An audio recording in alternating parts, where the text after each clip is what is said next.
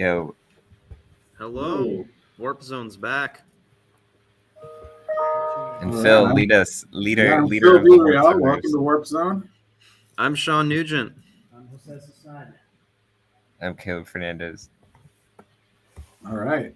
So every week has its own Joey King movie. This week we have Bullet Train. She's everywhere. She was in The Princess. She was in all the Kissing Booth movies. Sean hates everything she does. Yeah. Including Bullet Train. Sean's in the minority of not necessarily minority nationwide. Bullet Train is getting mixed reviews. It's not a universally loved movie. I enjoyed it quite a bit.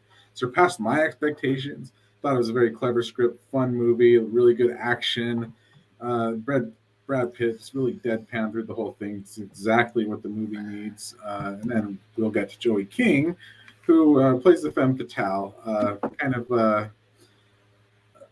it's cutesy, like innocent persona that's hiding some stuff. As you know, everybody in this movie is not exactly what they seem, but excellent Thomas the Train references. I'm a big fan of Bullet Train, but Sean, you got a different take. Let's hear what you have to say about it. Oh, okay. I have a slightly different take. First of all, I hate the Thomas the Train references. I thought that just was going overboard. I think the biggest problem with this movie... I'm a diesel, I'm sorry. The biggest problem with this movie, I think, is the humor. It just felt out of place. It felt... A lot of it felt really forced to me, especially the Thomas the Tank stuff. I also felt like it could have shaved probably 20 minutes off. The wolf didn't seem like he was necessary. The Hornet, whatever her name was, she didn't seem like she was necessary. There were some elements that I felt could have been cut, and the movie would have been the same. The snake shows up and does nothing. They keep promising the snake, nothing happens with it. But what I do like about this movie, and I think is, I had fun with this movie. I had issues with it, but I still had fun watching it. I love that nearly everything mentioned had a payoff. I think the script was really tight in that regard. Like, there were a couple of things that could have been cut out, but every little thing that shows up, little thing mentioned, pays off in the end. And I had so much fun seeing how those things paid off. So that still sounds like a generally positive take, Sean. I think it's good. It's not a movie I think I'd watch again, but I had fun while I watched it in the theater. And that is the only thing Sean and I will agree on right there. I don't know if I really want to watch this movie again. And I don't think every movie you like has to be something you want to rewatch. But this is definitely a one, like, to go with that train metaphor. It's going one way. It's a one-way ticket. And it's only interesting and funny because of its surprises. Like, there's a lot of cameos in there. If you know they're all going to be in the movie, you don't care when they show up. But like, I wish I could talk about them right now. I don't want to spoil it for people. Really good ones in this movie. The Thomas, to not like the Thomas references, Sean, that just disappoints me. You are a true diesel. You got the diesel sticker on your back. Yeah, Lemon to me was just not a great. He was, the actor was great, but the character wasn't. Agreed. The cameos were great. The build up to the ending, that third act took too long to get to that final fight, but the ending was so bonkers. It was worth sitting through the whole 2 hours just for that ending. Yeah, you're going to have a lot of contrivances in a movie that's set entirely on a train, and there are all sorts of nonsensical reasons to keep it within that train, that's for sure. But the snake does make sense when he pays off, because what Sean's referencing is this snake that was stolen in one of the early scenes, and then he's going to show up later.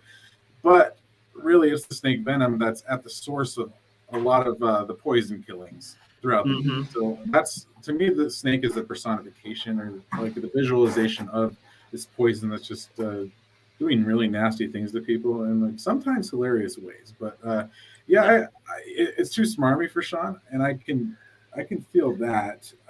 It's definitely like a jokey for jokiness sake movie, and that's what a lot of people have against Quentin Tarantino too. To me, this is Tarantino light. That's a compliment, because like if you're anything close to Tarantino, you're really highly rated in my book. But Sean and Caleb, Jose and Caleb, Do you think this is a movie that might appeal to you? What's your feeling? What's your read on it? And what's kept you away so far? And do you think you might see it? I'll answer both of those questions separately, Phil. The first being that just time and schedule, sometimes you let it pass you by. So tomorrow, I think, is the day to go do it for me. 1, 2, you telling me that it has, you know, traces of Tarantino might just like tip it over the scale. I'm not going to walk in with that kind of level of expectation for the wittiness, the eccentricity of the script that way, but I mean, that just gives it something interesting to latch onto. I'm curious what you guys thought, given that you've seen the trailer, how it's the director of Deadpool 2, like how much of that aesthetic they want to copy onto a movie like this, where, like, I get it, Brad Pitt is not being Deadpool or Ryan Reynolds, but are we leaning too much on sort of that tone of comedy when sometimes it just isn't a natural fit? That's a lot what I think. Cool too. Yeah, there's definitely not a natural fit for anything. This is a comedy straight up. There's nonstop jokes. What I was pleased by was how funny the jokes are. Like, to me, like, wow, like these are really well written jokes, and like there's a lot of callbacks, a lot of setup. Very much like an old Adam Sandler movie. Like everything is there for a reason. It's going to pay off eventually. And you know, it's a really funny movie. But Caleb, what do you think? Is something you might check out? So I got Quentin Tarantino vibes from this while watching the trailer. I saw that like it made 30 million in the box office this past weekend. So I guess U2 plus 2.5 other million people decided to waste their time. No, I'm just kidding. No, it looks interesting. It does give. I can see the Quentin Tarantino meets Deadpool kind of vibes, because Deadpool does have that where everything's kind of like saturated. Like, I don't know, that kind of like, you know, extra saturation, and like it is comic book esque, but it looks like there's a lot that like Tarantino he does really well at like putting so much into a scene without it being convoluted or like too much. It's like just enough, even though there's so much going on. And that's what I got from some of those. But my thoughts were, so is this like that Sandra Bullock bus film, but just instead of being on the bus, they're doing like comedy? So you're equating this to Speed. Yeah, Speed. There you go. Funny you should mention her. That's all I'm going to say. Yeah. Like, Sean is a man who's been through screenwriting classes. I'm sure you've written your own screenplay, Sean. To me, this movie is so formulaic that it's kind of like a screenplay by Mad Lib. It's almost like I could imagine this being written in a class.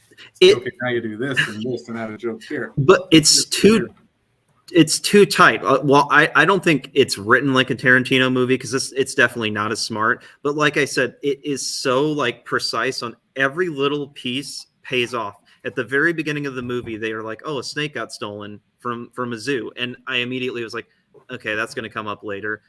It does, and as you watch the movie, more and more little things keep popping up that you're like, "Oh, that's going to come up later," and they do. And I absolutely love the tightness of that. Mm-hmm. That's really smart and really good writing. I also want to say, and I think you mentioned this in your review, Phil, this is Brad Pitt's best performance in a long time. He is so good in this movie, and I love I laughed so much at his character, because his character is just like, he's basically if Brad Pitt's character in True Romance became a hitman, that's what this guy is, Ladybug, because he's just like, no, man, I don't want to kill anyone. Yo, man, I'm trying to reform. And every time someone dies around him, it's usually just like complete coincidence or like complete fault of the person. It's so good. That character is so good, and I want to see more of that character, honestly. I think he's almost the inverse of Deadpool in a way. Like, as braggadocious as Deadpool is, as extroverted, Brad Pitt's character is so internalized, and it takes a perfect performance to pull that off too. Because you're like, a little flick, like a little glint in his eye will just tell you something. And I don't want to spoil the end for anyone, but the payoff for his character is the best part of the movie for me. What his involvement is in the plot is is amazing. You guys are hyping this up, maybe Yeah. intentionally or unintentionally, but I'm looking forward to it tomorrow then. So. And it's a very bad time of year for movies too. Like late August, or not even late August, but all of August, all of September. That's just the burning fields of movies. Like the worst things are going to be released between now and the end of September before the Oscar movies start to peak out, and maybe sometime in October. But yeah, I was so surprised because like I like this trailer. The trailer's very well done, but I was like, okay, this trailer there's no movie's not going to live up to this. Like it can't keep this pace. It's not going to be as funny as this movie. And the thing that did annoy me about the trailer is it spoiled some really good jokes and moments in the movie. But I mean, they're trying to get people out there. I get it. Yeah. But yeah, but we've got to at least hear Sean talk about Joey King. Why do you dislike her character so much in this movie? Well, see, here's the thing. I don't like Joey King's. In The Princess, I didn't like her. I watched The Kissing Booth. It wasn't for research. I swear it was my girlfriend. The Kissing Booth was terrible. Terrible movie. Don't watch it. I think her performance is great in this film. Her character was obviously written to be like the worst, most annoying character on the planet. She was like the crybaby, and she's always using like, she's so girly and everything, and she's using that as a way to like twist people, even though she's an assassin. I hate that character. She's just so awful, but that's part of the script and that's part of the character. And Joey King plays it very well. So to her credit, she's good in this movie. The character, I just couldn't wait for her to die. It sounds to me like she did her job then, or if she did, or it wasn't just her. She and the writers did their job. Yeah, and you're not supposed to like this character. You're supposed to look at her and be like, no, she is the character who, like in the horror film where people go into rooms they shouldn't or trust people they shouldn't. It's like, no, don't do it, because she can manipulate people, and like Sean mentioned, she has an array of things that she does to just make people do what she wants, when she wants, how she wants it, and that, like Sean said, does a really good job at that. I understand not liking the character, but I thought the character functioned just right for what the movie needed. So I guess we can move on to other things, right, guys? Like, there's other things to talk about. Like Barbie core. Barbie, let's hear it. I knew nothing about this before Caleb brought it up 2 seconds before WarpZone. Tell us about it. Introduce us, Caleb. Okay, so if for people who don't know, but the way fashion works is these big color palettes are chosen ahead of the season. So in reality, they chose these things which are big this summer, seasons before, and now what's going on, I think it's probably PR. They arranged with the designers the best thing too. But if you noticed about all of these, that so for a while, if you look back at let's say like a decade ago, things were very muted, things were very like skin tone, things were very not fluorescent colors whatsoever. You did see like those big neon colors in the early 2000s, but then things went into from the again like a decade ago in the 2010s to 20s, things were very nude, very matte colors, very subdued, and fashion is a reaction. It's a reaction to what people want, right? So after you put people through that sense of mutedness, they want something more. And so with like Barbie colors, when you think of Barbie, you think of like in your face. It's neon fluorescent pink. Yes, for sure. Yeah. And so that's why they're calling it like Barbie core, as like this hardcore Barbie-esque in your face type of look. And what smart designers will do is they will combine this with, something else that they already had in mind. So you can see like right here, they pushed it with that. But I like I said, going back to the PR, I think this is great PR for Barbie, because of course they want to keep that Barbie alive. The best thing a brand can do is propagandize each generation to adore them and worship them. It's synergy at its most simple, isn't it? Mm-hmm. In the end, it feels like simple. Mm-hmm. So if and when you guys start seeing more of this pop up, think about like this conversation and think about like, okay, so what's gonna follow this effervescentness, within the next decade? Because again, fashion just goes back and forth. It dips in and out of what you've already seen. Is there Ken core too? Is there Skipper core? Is it only Barbie? Is it only for women? Does it cross boundaries? Or or we not know yet? I guarantee you that you will see some actor, mainstream actor, or even out potentially like a sports player. I guarantee you're going to see one of them sold out wearing some crazy fluorescent, whether it's this Barbie core pink or something similar. I guarantee you, like, look at Harry Styles, look at people like that. They want to be known as like with it and trendy, so they wear these things. So I guarantee you'll see. Yeah. But do we anticipate them going to commit to the Ryan Gosling bit? If you saw those on the set photos, where it's like, is that going to be the thing everyone tries to emulate, the bleach blonde, no matter what your natural hair color is, plus the Southern California 90s aesthetic? Is that kind of what it is? Like, 'cause I'm picturing now they're just trying to capitalize on the fact that there's goodwill from our generation, perhaps, that has, I guess, decent enough memories, brand associations with the Barbie brand. And they're like, okay, this is for the now adult young crowd. Yeah. We want them to jump on this fashion trend. Oh, totally. No, I think you brought up some things that I didn't even think of. Yeah, I do think that we'll be seeing people bleaching, more of that bleached look, more of that tan, super tan. Because again, for a while, think about it, like heroin chic was in the 90s, where literally the more pale you were, like the dead look on your face, like you just like all of that was a trend for a while. We forget about it, but it wasn't that long ago. It was like not even 30 years ago that was going on, or maybe just about 30 years ago.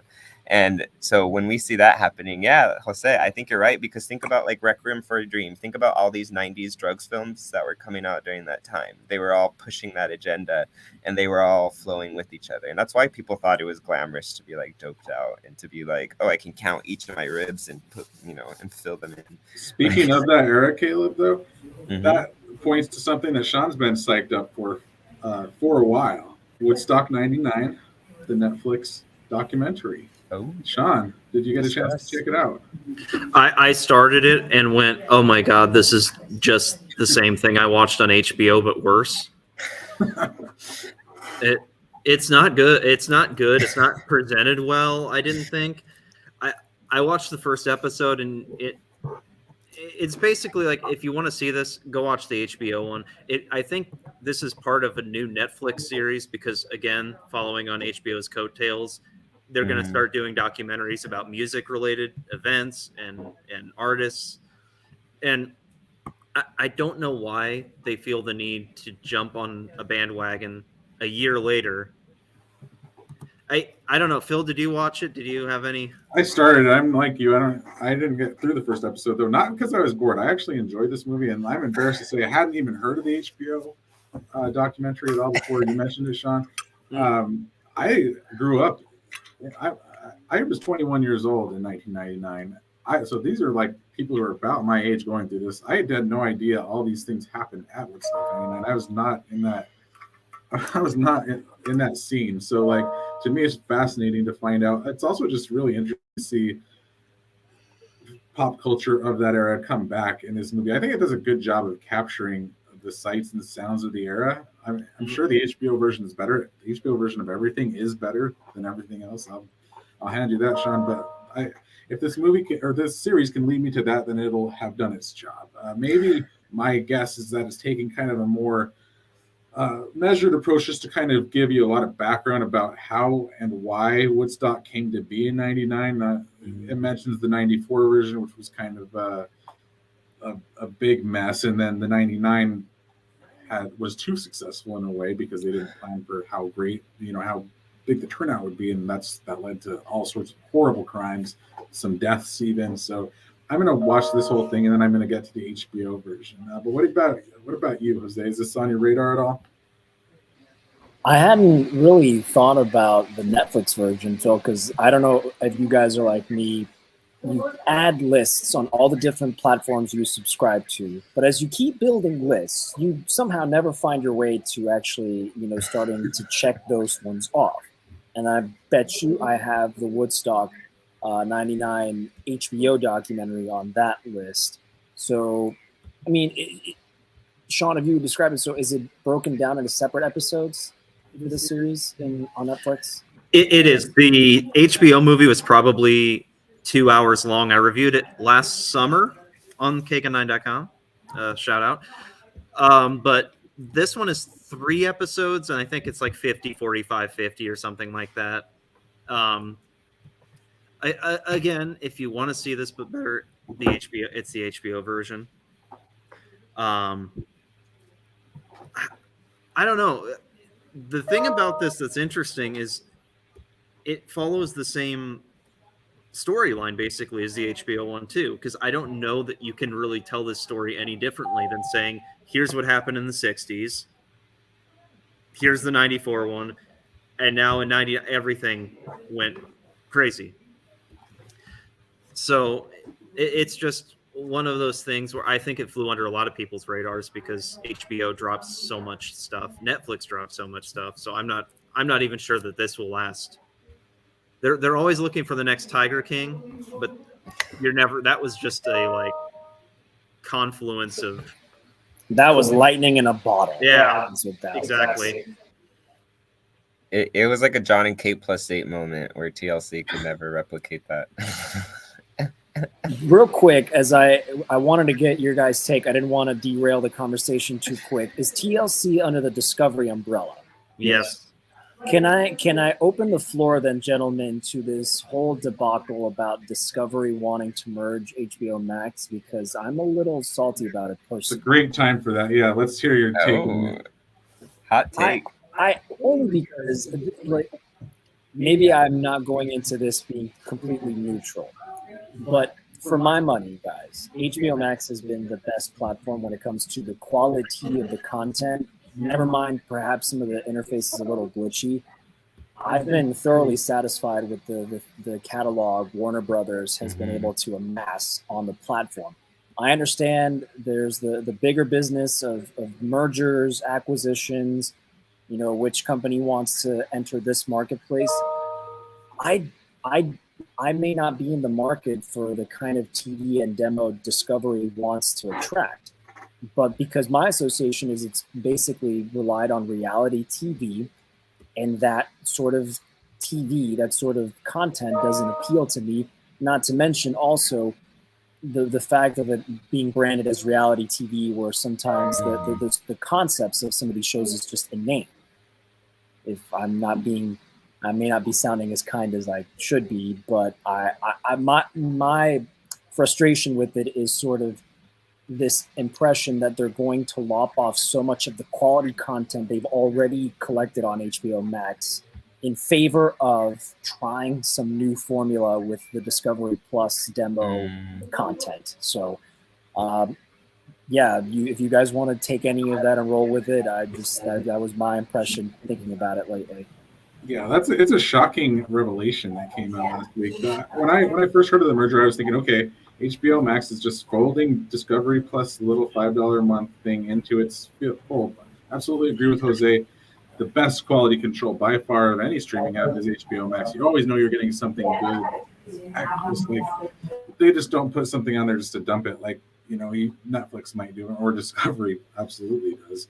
But the revelation that Discovery is going to be in control here and that the scripted content is going away is shocking to me. I can't even fathom that. I like these reality shows. These, like Sean and I discuss 90 Day Fiancé more often than any two-man show.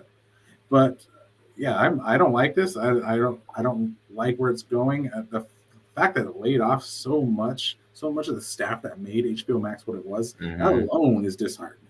What about you, Sean? I didn't know about this, and when you said the scripted content wouldn't be, I was thinking, wow, an HBO budgeted 90 Day Fiancé. Now that would be the greatest show to ever exist. Put $10 million an episode in there. I don't know. I agree with Jose and you, Phil, that HBO is like the top quality control. The movie selection, whatever, they're just acquiring some movies, but their TV shows, their original content, everything, even if Westworld isn't great or whatever, it still looks good and it still is quality compared to a lot of the stuff you're going to get on Netflix. So that merger is weird. That's a strange, and it feels like a lot of streaming companies are starting to merge. It was like there were so many, and we were all complaining there are too many, and eventually we're just going to end up with a monopoly of like 3 again. That's what it feels like it's going to turn into. I will remind you of Disney Plus and Hulu, Sean, Mhm. where they just want to be able to present different, different genres, different target audiences under the same management control. I mean, not to mention this whole thing, guys, about the Batgirl movie being shelved and in favor of all these other movie decisions from Warner Brothers. It's like, how much is the Discovery brass having an influence on their releases? Like, do I want Warner Brothers to be subject to the whims of Discovery as a company? I don't know. Well, that one is so weird too, because they said that was $100 million already put into that movie, and you're just gonna shelve it. Like even if it were a decision where they said this is a terrible movie and we don't want to release it because it's going to be like the next Catwoman or something, you put way too much money in there to not release that, even if you were just throwing it straight to streaming. That is like a really weird decision to me. Yeah, it makes me want to see the movie even more, for sure. Like the fact that it is so bad that they don't want to release it. Like you said, Sean. Caleb, what's your take on this?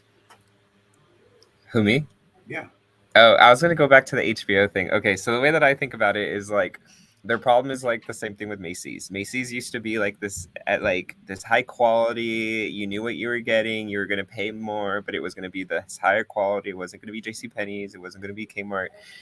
And Macy's lost that. They became so sold out that now their products aren't even that much higher than, Walmart or Target for some of those things. And I think that's HBO's problem too, is they used to be like, ooh, you know what you're getting risque, you're getting this this certain edge in that after dark type of watch, and things like Sex and the City, some of those great classics, which were really good quality, but you knew what you were getting with that. And so what I see is HBO is having to jump on the train of reality TV. You see like shows like The Real Housewives, where it literally created Bravo TV. Like that was Bravo TV's big hit that just kept on going and never stopped. And it's because they sell out. They sell this experience to people, and then you see people like something you can't attain but you want, and then you see shows like on TLC. I'm not going to name specific ones, but I almost did. And whether it's one about children who are living in the South, or people who are struggling with weight issues, it shows like that where you look at it and you're like, wow, I'm better than that. I'm not like that. and unfortunately, that's what goes on behind a lot of psychology with these shows, is people they look at it and either want to be it, or they look at it and they go, ew, I'm not that. And so I see that as that's what HBO is trying to get now. They need that edge. They need a new edge because things change. What used to be edgy on old school Sex and the City is like on some mainstream television networks now. It's not edgy anymore. So your argument, Caleb, is the X Factor HBO earned its reputation on has been diluted, and now they want this to help get them back in the game. That's interesting. That is a good argument too, because HBO was where you went for that hard R, even X-rated content, Game of Thrones style. Lots of nudity, lots of violence, all that. And now you have Hulu, you have Netflix, all that stuff is there. FX, when I started watching Justified back in 2010, 2009, whatever, and American Horror Story, I was like, they can play this on TV, right? Because TV is just like kind of loosening up too, where it shows a lot of stuff on like at 9 o'clock that it's like, wow, I would never have seen this 20 years ago on TV. And it's just loosening up. So maybe you're right. Maybe they need to start getting 90 Day Fiance, because maybe Nathan Fielder should do 90 Day Fiance. How's that, Sean? My God. Wonderful. This is the greatest idea you've ever come up with. We need to pitch this to HBO right now. Nathan Fielder hosts 90 Day Fiance. But there's so many questions about what will happen? What will happen to the HBO movies? What will happen to the Warner movies? What will happen to Game of Thrones spin-offs and other, Westworld, other shows that HBO creates? Will it just be on HBO proper, or will it still be on some kind of other app? That's what remains to be seen here. And we'll see what they do with it. But Well, here's a big question for Batwoman too. Is this like the Justice League Snyder Cut thing where they're like, haha, we're hiding it over here. It still exists, and we're just gonna have like fans scream about it until it releases and it gets way more attention than it should? Maybe it's all a ploy. Maybe it's just as cynical as Caleb calls the Barbie core campaigns. It might just be. That's what I learned from the show Emily in Paris, is that everything that we think is a trend is just concocted by someone who's smart and just conniving and just wants to make it a trend. That's the dark undertone of that silly little Netflix show.